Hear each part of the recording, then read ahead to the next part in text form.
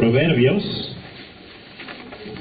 Y ahora, ¿dónde estamos yendo? Bueno, estamos visitando el libro de Esdras por varias razones. La verdad es que hay muchas lecciones para nosotros en el libro, mucha enseñanza para cada creyente. Toda la Biblia es útil, es inspirado por Dios, entonces útil para enseñar, redarguir, corregir, instruir en justicia.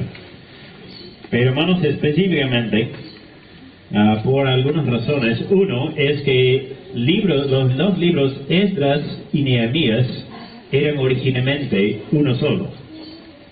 Yo no sabía tampoco.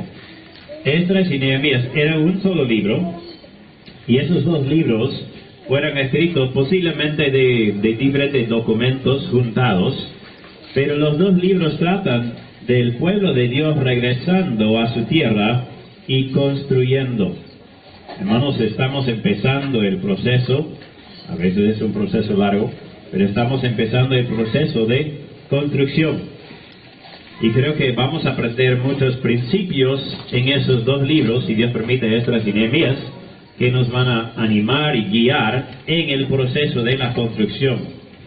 Entonces, les invito a abrir sus Biblias al libro de Esdras, y la verdad, me hubiera gustado quizás que todos hubieran leído el libro. Si tú lees todo el libro, va a demorar menos de una hora, no es un libro largo. Y te animo esta semana, si es posible, que vayas leyendo el libro. Puedes leerlo, como digo, aunque sea quizás cada día.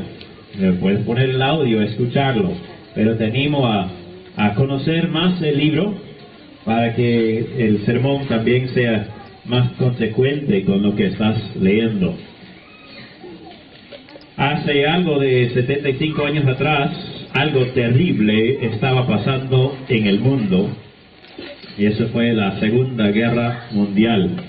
Fue una de las guerras más terribles, y una de las peores cosas de la guerra fue lo que llamamos el Holocausto. El Holocausto, quizás ustedes han visto películas o han leído libros acerca del Holocausto. Yo leí hace poco un libro que se llama Cazando Nazis. Y la idea era personas que iban buscando los nazis después de la guerra, porque muchos de ellos se escaparon por diferentes partes. Y hermanos, en el transcurso del libro explicaba cómo sufrían las personas en los campamentos. Uno de los más famosos se llama Auschwitz, en Alemania. Y hermanos, los alemanes juntaban los judíos y los mandaban en trenes como de caballos y vacas. Los mandaba amontonados adentro. Muchas personas ni aguantaban 2-3 días, día y noche en tren sin poder salir. No tenían dónde salir. Y cuando llegaban estaban obviamente tan sucios y los separaban. Y uno de los más fuertes separaban a un lado, y los que no se veían, según ellos, tan fuertes los ponían en otro lado. Y los que no se veían tan fuertes los mandaban. Dice, ¿sabe qué? Van a poder bañarse. Y los hacían quitar toda su ropa, todos sus anillos, cualquier joya, todo lo que tenían. Los mandaban supuestamente a bañarse, y entraban, cerraban, y era un ambiente hermético. En vez de salir agua, salían gases y los mataba toditos. Y así, hermanos, entre esta manera, y los más fuertes, tú dices, ay, por lo menos sobrevivieron. Bueno, los más fuertes los ponían a trabajar.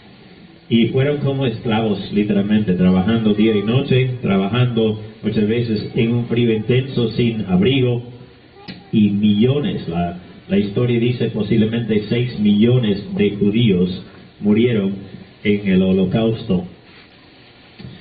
Imagínate el dolor, el sufrimiento, el terror de estar en uno de estos campamentos de muerte. Hay un autor, se llama Viktor Frankl, quien era psicólogo antes de la guerra y pasó por dentro de los campamentos y de algún milagro sobrevivió.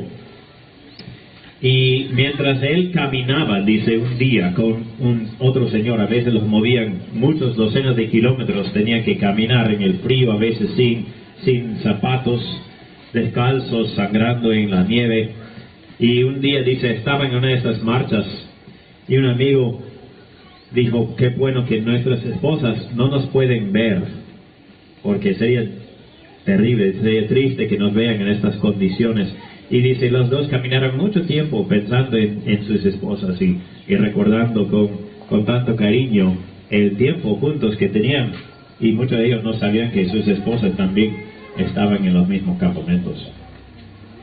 El hombre concluyó que para no volver loco y para no perder la fe, para no perder la confianza en uno de sus campamentos, concluyó que alguien necesitaba tener propósito en su vida. Esta fue la conclusión de Víctor Frank. Alguien necesitaba tener propósito en su vida. Tú tienes que poder preguntarle, ¿y para qué vives? Y si él no sabía, dice, esta persona va a morir. Y él concluyó que el propósito más fuerte que uno podría tener es el amor. Como por ejemplo entre esposos. Pero hoy vamos a ver otro propósito, quizás aún más grande, en el libro de Esdras, y vamos a preguntarnos qué es lo que Dios dice acerca de cómo podemos y debemos sobrevivir. Hermanos, lastimosamente nosotros vivimos en un mundo caído y nosotros mismos estamos incluidos.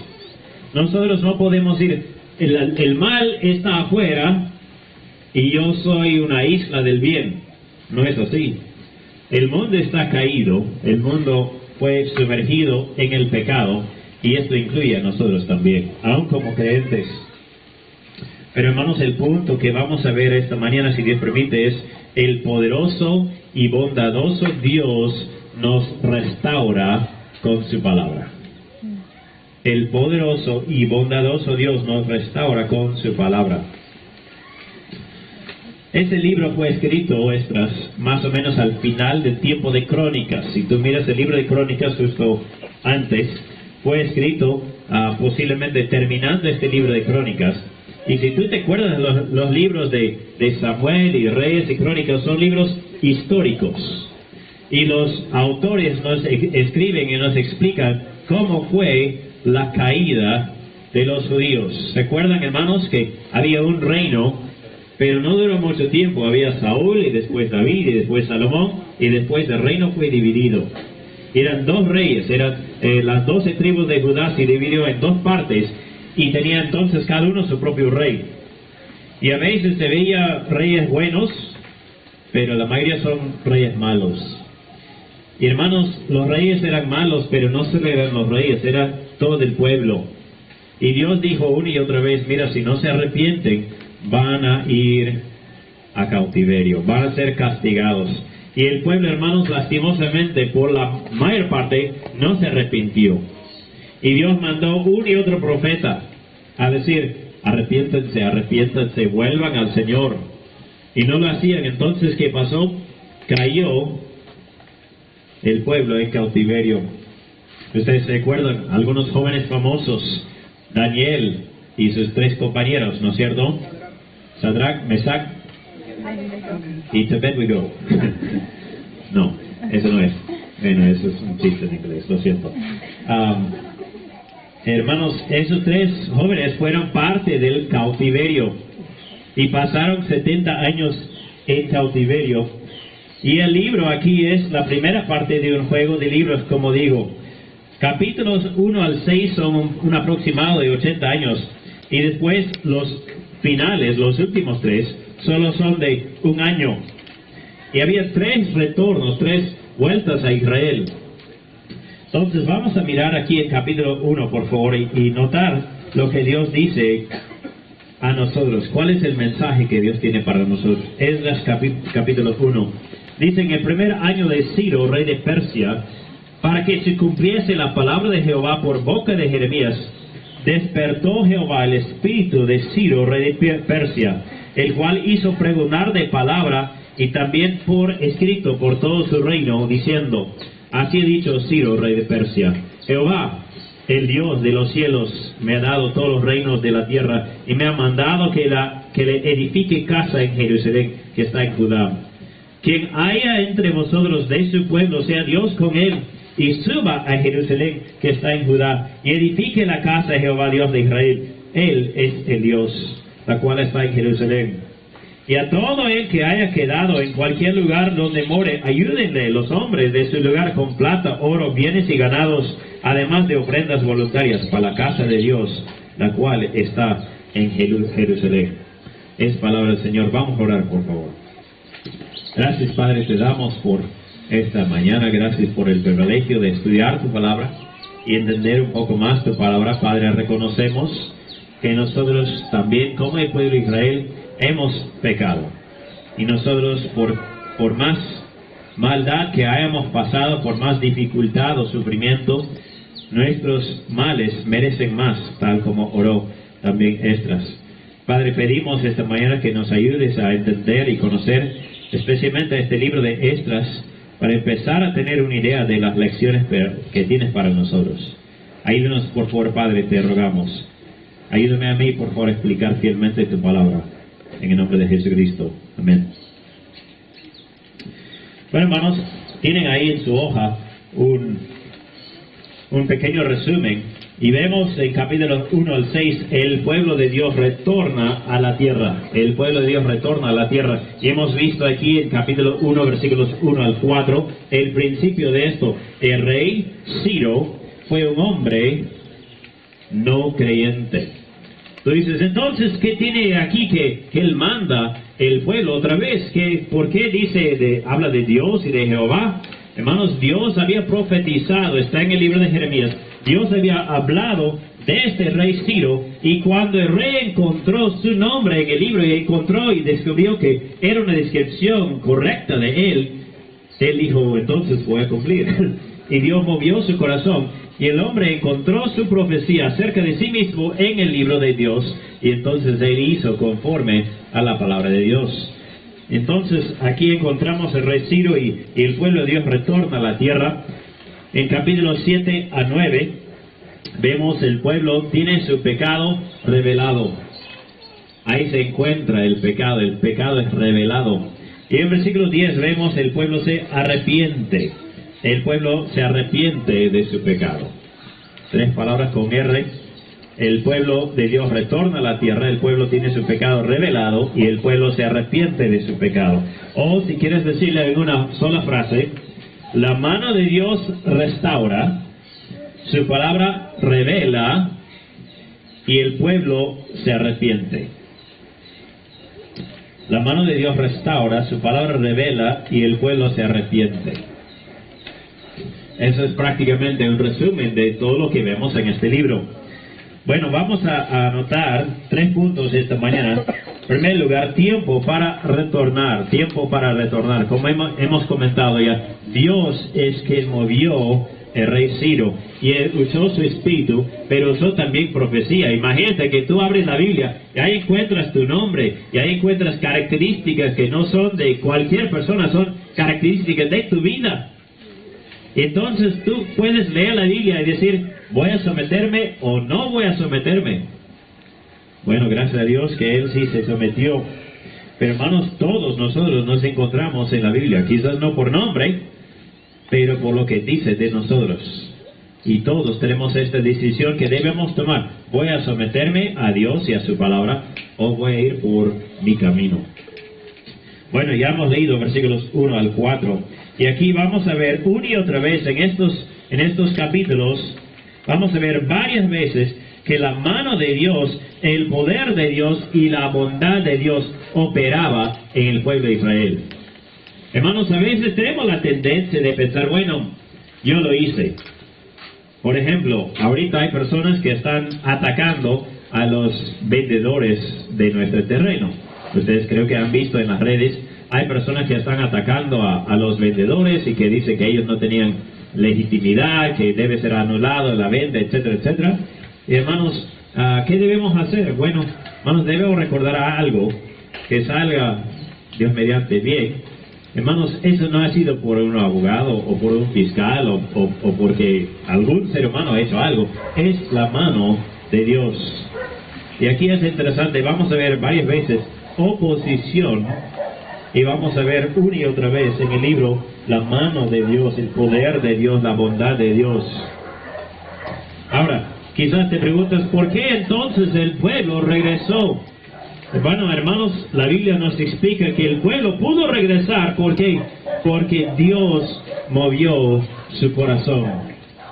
Dios movió el corazón del rey. Hermanos, no hay ningún rey, ningún presidente, ninguna autoridad que está fuera del poder de Dios.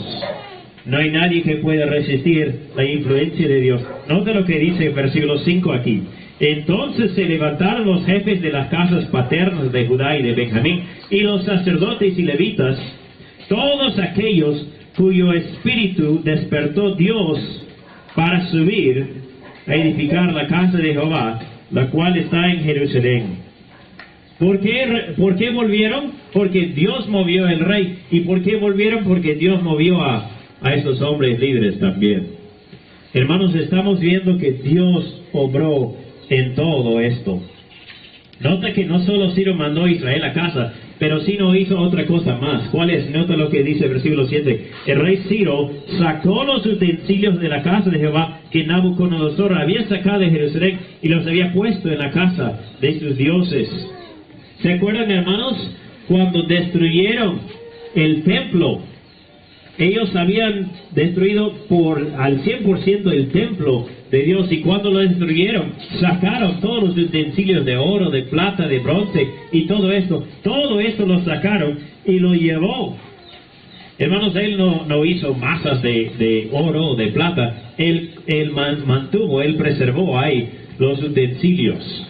Y aquí, incluso más abajito, vas a ver que eran 5,400 utensilios de oro, plata, bronce, etc. 5,400. Dices, oye, con tantos platos todo el mundo podía comer. Bueno, hermanos, estos eran utensilios especiales del templo.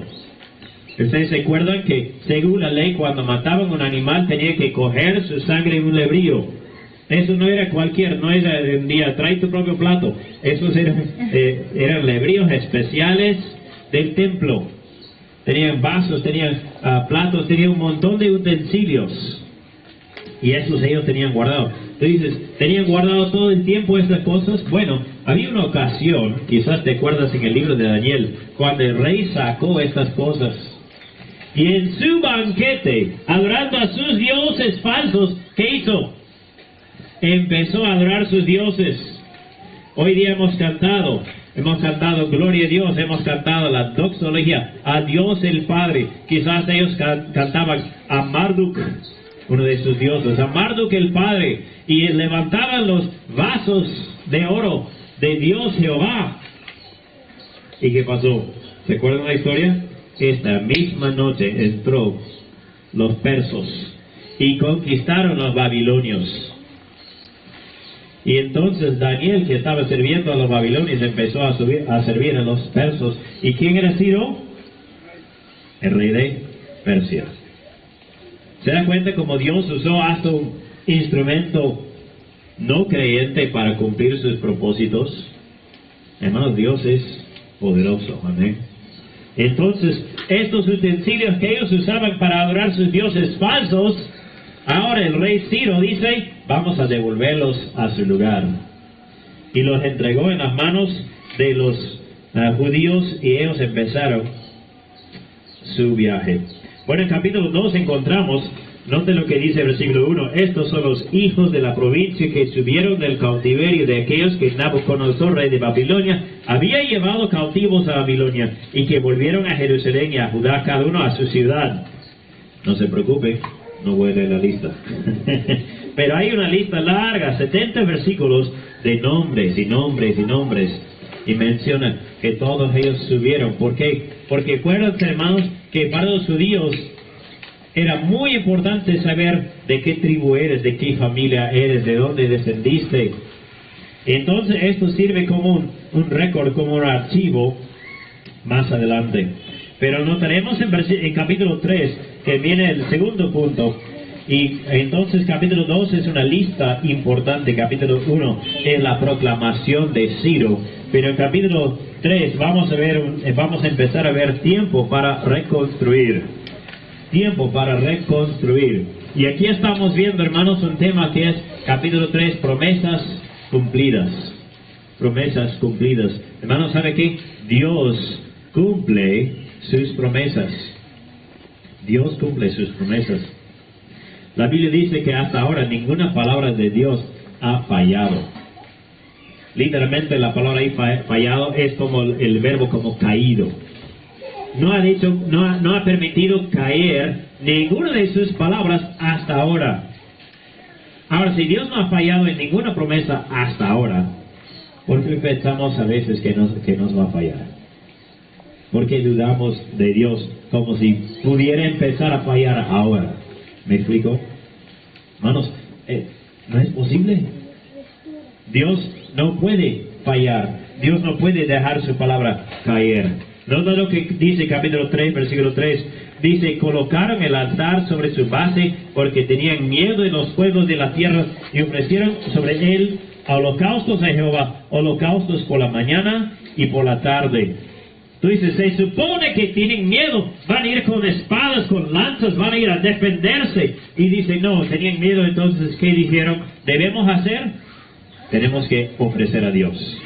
Tenemos que acercarnos a Dios. Tenemos que buscar comunión con Él. ¿Sabes qué? La Biblia dice en el libro de Proverbios, uno puede preparar el caballo para la batalla, pero al final la victoria es de Dios.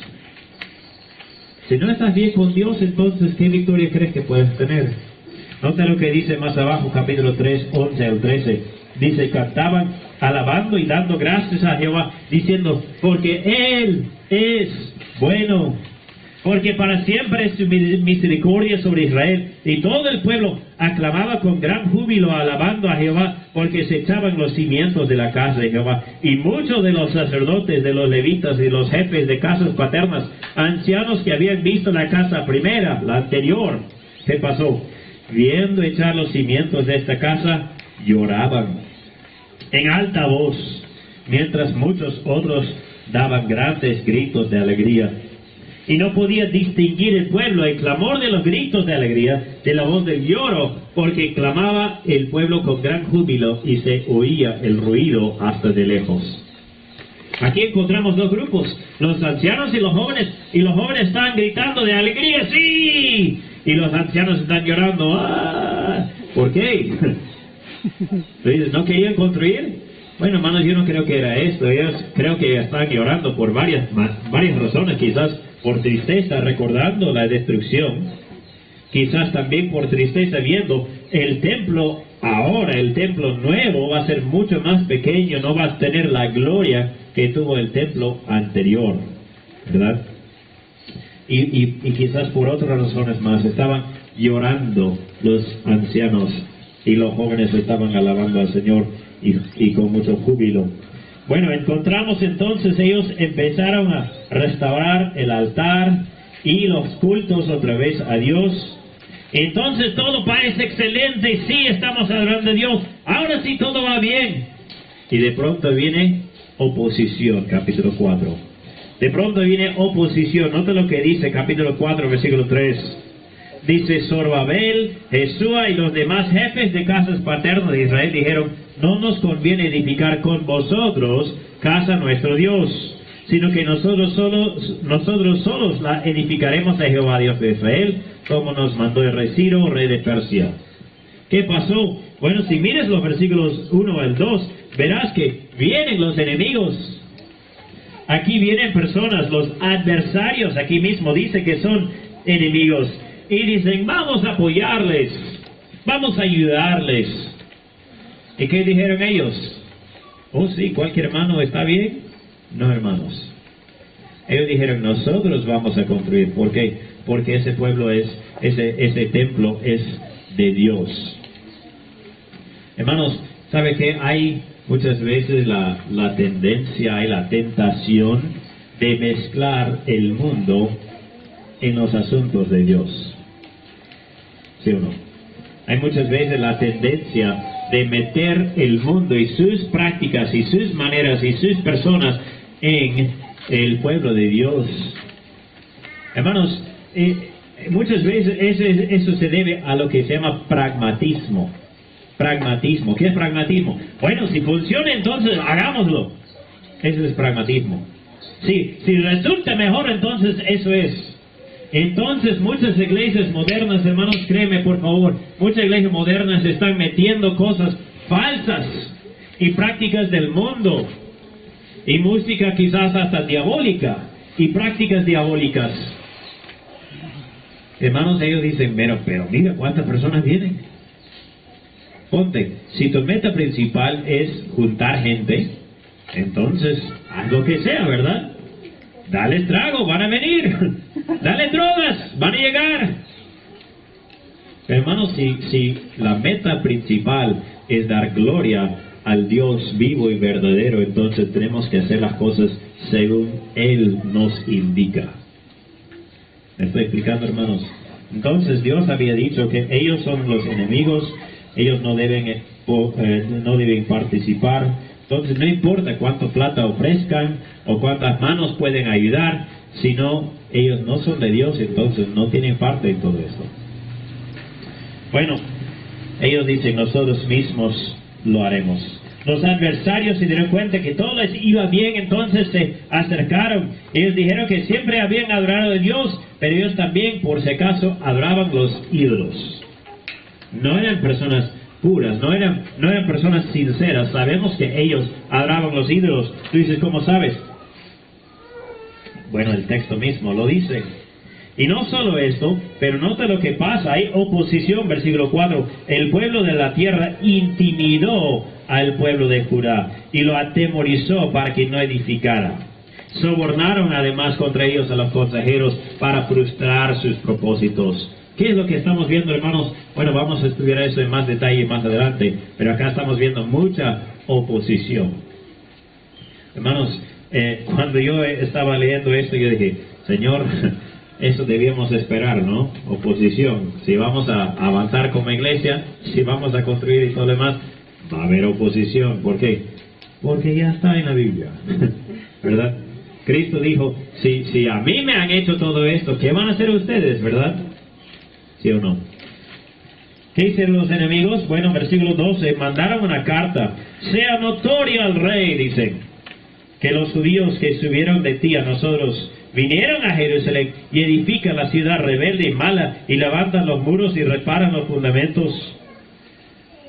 Hermanos, en capítulos 2 y 4 vemos un pueblo deseoso de obedecer a Dios y ser santo a Él. Y hermanos, no nos debe sorprender cuando quieres seguir a Dios que va a haber oposición. No te sorprendas. ¿Cuántos de ustedes han tenido la experiencia que te entregaste a Cristo y tú dices, qué maravilloso es, y de pronto, problemas? ¿Sí o no? Hermanos, había una pareja que estaban, muy confundidos, y después de muchos estudios, ellos conocieron a Cristo como Señor, y después todo les fue mal, el SUNAT, y problemas de salud, y problemas económicos, y todo lo demás les cayó así casi simultáneo. Y ellos dicen, así va a ser. Hermanos, no nos debe sorprender, porque Dios ha dicho que en el mundo vamos a tener persecución y oposición. Ahora, ojo, por si acaso, eso no está hablando de los problemas que tú tienes por tus propias tonterías y pecados, ¿verdad? Yo no debo ir a robar una tienda y después decir, pero mira, me están persiguiendo. ¡Claro que sí! Hermanos, tú mismo muchas veces causas los problemas en tu vida. Tienes problemas con tu pareja, no digas, ay, es porque soy cristiano. Posiblemente es porque tú eres un necio con ella. Posiblemente es que no la trates bien. Y con razón vas a tener problemas, ¿me explico? Pero hermanos, el que siga a Dios de verdad va a tener problemas y oposición y persecución. Bueno, ahora pasan algo de 15 años. Mandaron la carta a los enemigos y tuvieron que parar la obra. Imagínate, estamos en 2020. Que Dios nos permita. Imagínate, 2035 recién estamos empezando a construir otra vez. Sería terrible, ¿no? Ellos pasaron casi 15 años de silencio, pero nota lo que pasa en capítulo 5. Ahora vemos poder. Capítulo 5 es la palabra poder. Profetizaron Ageo y Zacarías. ¿Tú has escuchado estas palabras antes? Sí, son libros de la Biblia. Ageo y Zacarías, hijo de Ido, ambos profetas, y a los judíos que estaban en Judá y en Jerusalén, en el nombre del Dios de Israel, quien estaba sobre ellos. Entonces se levantaron Zorobabel, hijo de Salatiel, y Jesúa, hijo de Josadac, y comenzaron a reedificar la casa de Dios que estaba en Jerusalén, y con ellos los profetas de Dios que les ayudaban. ¿Se dan cuenta? Habían pasado casi 15 años, y nada, estaban desanimados, estaba en total una huelga. Y entonces, ¿qué pasó? Empezaron a construir otra vez. ¿Por qué? ¿Fue porque el rey lo dijo? Todavía. Entonces, ¿qué fue? ¿Cuál fue el impulso? Fue los dos profetas, Ageo y Zacarías. Ellos empezaron a predicar la palabra de Dios.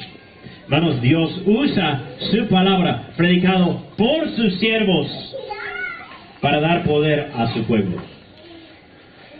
Hermanos, eso es muy importante recordar.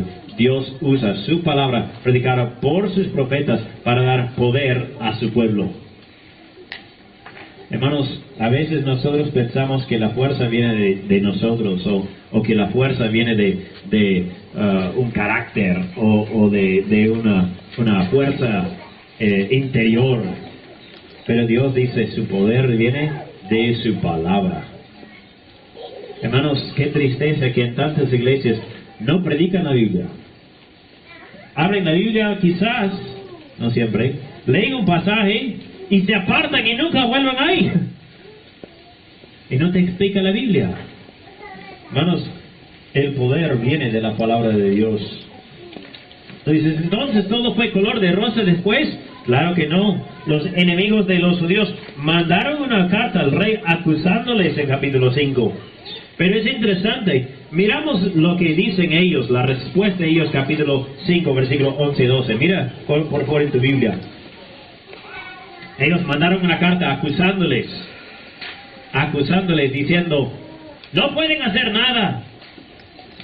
¿Y qué respondió el pueblo? Nota, es muy interesante, capítulo 5, versículos 11 y 12. Dice, y nos respondieron diciendo así, nosotros somos siervos del Dios del cielo y de la tierra.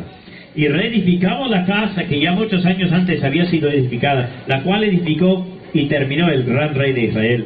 Mas, después que nuestros padres provocaron a ira al Dios de los cielos, Él los entregó en mano de Nabucodonosor, rey de Babilonia Caldeo, el cual destruyó esta casa y llevó cautivo al pueblo a Babilonia. Es interesante que ellos no dicen, no es nuestra culpa, nosotros siempre hemos sido buenos. No, ¿qué dicen ellos? Eso es por causa de nuestro pecado. ¿Se dan cuenta? Reconocen, dice, nuestro pueblo ha pecado contra Dios y Dios ha hecho caer juicio contra nosotros. Bueno, notaremos rápidamente lo que dice a continuación. Capítulo 6 es la palabra respuesta. ¿Cómo respondió el rey? Bueno, él investigó, él hizo buscar en los libros. Vamos a ver cómo es. Y nota lo que dice capítulo 6, versículo 14. Dice, y los ancianos de los judíos edificaban y prosperaban conforme a la profecía del profeta Ageo y de Zacarías, hijo de Ido. Edificaron pues y terminaron por orden del Dios de Israel y por mandato de Ciro, de Darío y de Artajerjes, rey de Persia. Había 3 diferentes proyectos de construcción y Dios movió 3 diferentes reyes para hacer prosperar estas obras. ¿Y quién es la persona central? Dios mismo. Dios es quien los protegió. Dios es quien movió los corazones. Dios es quien hizo la obra. Y entonces vemos más abajo que ellos continuaron con la Pascua. Empezaron a celebrar la Pascua otra vez. Esto de la Pascua, hermanos, debía ser algo continuo. Era para celebrar perpetuamente para los judíos. ¿Y qué pasó? Bueno, habían dejado de celebrar. Aún antes del cautiverio, mucho más antes, habían dejado de celebrar la Pascua. Entonces ellos se arrepintieron y volvieron a obedecer a Dios, celebrando otra vez la Pascua. La Pascua viene por ese caso de Éxodo 14. ¿Se acuerdan que el pueblo iba a salir de Egipto y Dios mandó matar un animal, un cordero perfecto y poner la sangre en los postes de la casa? Y él dice, cuando el ángel de muerte venga, no van a morir en los primogénitos si es que han puesto la sangre ahí en los postes de la puerta. Hermanos, es interesante, hay en esta figura una madera vertical y una horizontal, con sangre aplicada, ¿como qué? Como la cruz. Hermanos, hay una figura de la cruz en el mismo holocausto, ¿verdad? En la misma Pascua. Hay una imagen, hay un cuadro vivo para nosotros en eso de matar un cordero y aplicar su sangre. Hermanos, todo eso es imposible sin Jesucristo. Aquí en este libro vamos a ver a Esdras, vamos a ver Nehemías, vamos a ver Zorobabel, vamos a ver diferentes personas, pero hermanos, todo eso es imposible sin Jesucristo. ¿Por qué? Porque Él es el cumplimiento perfecto de las profecías de Dios. Si aquí estamos viendo promesas cumplidas, imagínense cuánto más vemos en la persona de Jesucristo. Y amigo mío, si tú no tienes a Jesucristo como Señor y Salvador, si no estás bajo esta cobertura de sangre que Él ha echado por ti, entonces no vas a tener paz jamás. Y no vas a tener victoria. Y tu vida misma va a ser una ruina. Dios nos entregó su propio Hijo. ¿Y cuál fue el resultado de su sacrificio? Capítulo 6, versículo 22. Nota lo que dice: celebraron con regocijo la fiesta solemne de los panes sin levadura 7 días, por cuanto Jehová los había alegrado. Y había vuelto el corazón del rey de Asiria hacia ellos para fortalecer sus manos en la obra de la casa de Dios, del Dios de Israel. Aquí estamos viendo otra vez, Dios mueve los corazones. Dios mueve los corazones. Bueno, nota lo que dice aquí al final, capítulo 7. Número 3, en tu hoja dice tiempo para retornar otra vez. Tiempo para retornar otra vez. Capítulo 7, vemos la comisión de Esdras. Ahora, muchas personas creen que Esdras escribió todo este libro y posiblemente el siguiente también. Pero aquí por primera vez vemos a Esdras hablando en la primera persona. Dice, yo fui, yo hice, etc. Entonces aquí encontramos quizás que él está escribiendo en el mismo lugar. Y aquí encontramos a Esdras, que en versículo 7 dice, Esdras subió de Babilonia, el escriba diligente en la ley de Moisés que Jehová Dios de Israel había dado, y le concedió el rey todo lo que pidió, porque la mano de Jehová su Dios estaba sobre Esdras. Tú dices, ¿por qué? ¿Por qué Dios estaba tan bueno con él? Era un hombre inteligente, era un hombre justo. Bueno, nota, yo creo que es un versículo, quizás el versículo clave para todo el libro. Versículo 10 dice, porque Esdras había preparado su corazón para inquirir la ley de Jehová, para cumplirla y para enseñar a Israel sus estatutos y decretos. Dios aquí encontró un siervo, y Esdras es un ejemplo de líder, pero realmente cualquier cristiano. Él realmente es un ejemplo para cualquier cristiano. ¿Por qué? Porque ¿qué cristiano existe que no debe determinar en su corazón estudiar la Biblia, obedecer la Biblia y enseñar la Biblia? ¿Hay algún cristiano que no debe hacer estas cosas? Obviamente, eso es lo que debemos hacer. Debemos estudiar la Biblia, debemos obedecer la Biblia y debemos enseñar la Biblia, ¿sí o no? Hermanos, eso es lo que en el Nuevo Testamento llamamos hacer discípulos. Y Dios le dio su bondad y su bendición, porque es lo que Él hacía. Nota lo que dice aquí en capítulo 7, 27, 28. Dice, bendito Jehová Dios de nuestros padres, que puso tal cosa en el corazón del rey para honrar la casa de Jehová que está en Jerusalén. E inclinó hacia mí su misericordia delante del rey y de sus consejeros y de todos los príncipes poderosos del rey. Y yo, fortalecido por la mano de mi Dios sobre mí, reuní a los principales de Israel para que estuviesen conmigo. Entonces, eso es realmente un resumen de los capítulos 7 a 10. Dios bendijo, Él reunió los líderes y volvieron a subir para continuar con otra obra de construcción.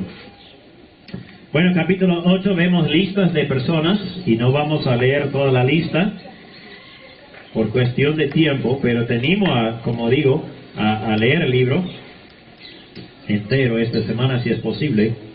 En capítulos 9 y 10 vamos el pueblo y su pecado y después el arrepentimiento. ¿Qué había pasado ahí? Bueno, por cuestión de tiempo no vamos a entrar en detalle, pero los judíos se casaron con personas extranjeras. Tú dices, ya ves, racismo. Hermanos, eso no es racismo.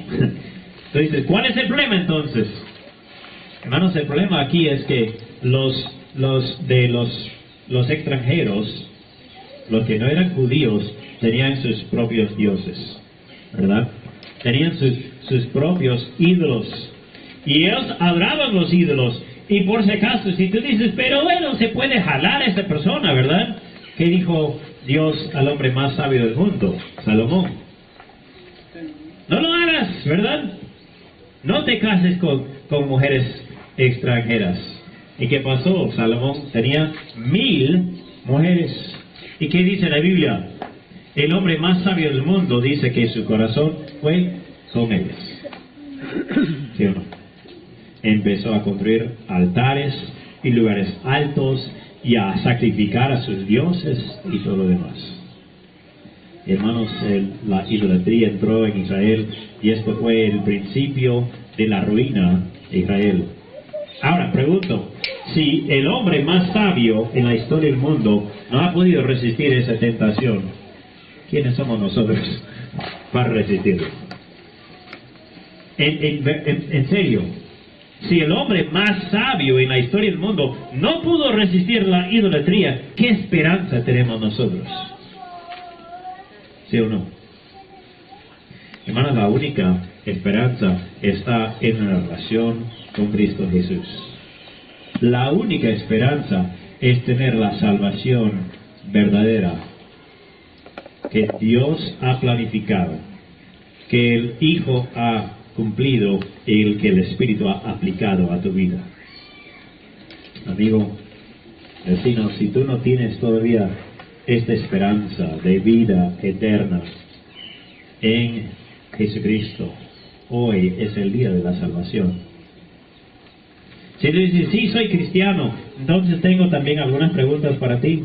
Nota lo que dice aquí al final la hoja. ¿De qué necesitas arrepentirte hoy?